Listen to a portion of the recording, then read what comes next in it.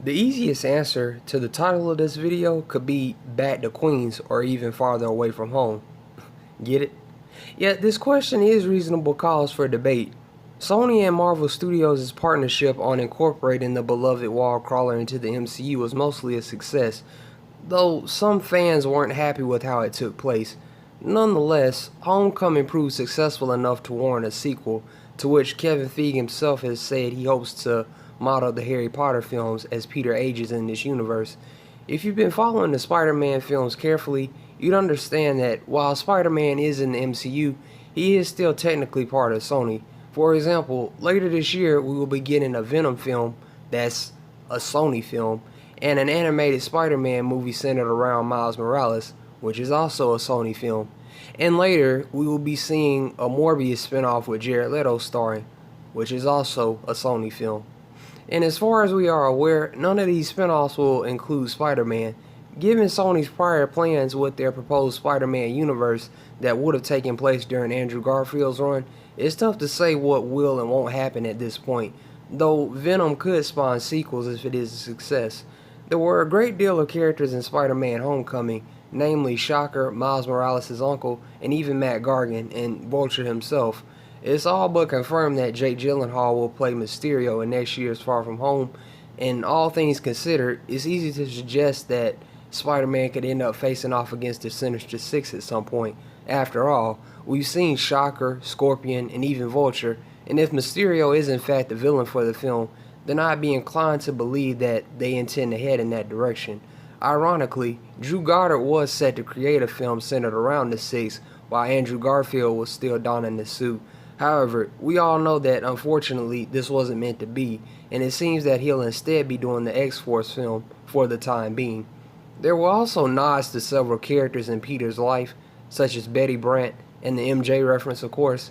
Whether or not we'll actually end up seeing those characters in the MCU remains to be seen, though I at least hope we get to see Peter working at the Daily Bugle and the return of J. Jonah Jameson.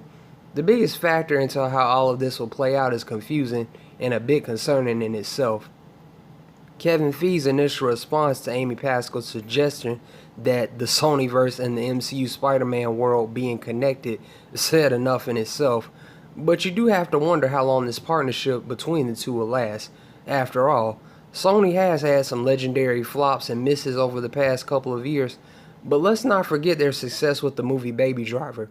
Let's not forget that they literally almost made $1 billion this past Christmas based off of a board game movie reboot, and that they have some other ongoing franchises as well.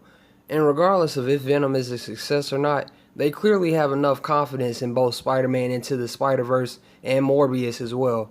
By now, we've all heard the repeated complaints of, I don't and won't watch these films without Spider-Man, but just imagine if these films end up being successful without Spider-Man involved. What if Venom ends up garnering its own trilogy? I certainly would like to see Spider-Man face Venom properly at some point, and given the fact that both Tom Holland and Tom Hardy have more in common than just their first name, in that they are both talented actors, I certainly wouldn't be opposed to seeing them duke it out at some point. But I guess Sony needs to test the waters to see how the world will respond to a movie without Spider-Man. Starting first with the movie Venom. With Spider-Man being so young in this universe, I wouldn't expect to see characters like Felicia Hardy show up. And I can't imagine the awkwardness of Spider-Man and Carol Danvers, played by Brie Larson, having a relationship, for example. Though if the MCU Spider-Man reaches a considerable age, perhaps it'd make more sense. I do hope we get to see Norman Osborn and Rhino once more, despite how well Norman was played by Willem Dafoe. I hope that if the Osborn family plays a part in this universe, that they aren't shoehorned in and have more of a backstory, unlike they did in The Amazing Spider-Man 2. I did like Dane DeHaan as Harry, but I feel the movie could have shown glimpses of his and Peter's relationship throughout the film, as opposed to Harry just showing up. I could easily see the MCU Spider-Man spawning 6 films if successful, and hopefully in the 6th film, we get that Sinister Six battle that we've all been wanting to see, if you know what I'm talking about. I hope that by then, Peter will have matured enough and his universe will have been better established than it has in prior films, and that Spider-Man gets a full trilogy. While Miles Morales isn't completely out of the question, even though he has his own animated movie coming out later this year, I personally prefer that Peter's story and mythos is explored as much as possible, because let's face it, his storylines and rogues gallery is pretty deep. So I'm not necessarily opposed to Miles in the MCU, but I hope Peter's story is fully divulged. These are just some of my thoughts on the possibilities of where Spider-Man could go after Far From Home. And regardless of what you or I want, ultimately a lot of this is still riding on what Sony will do next. They certainly have something great with the character of Spider-Man, and though they've stumbled in the past, I hope going forward they use the character and his stories a bit more responsibly.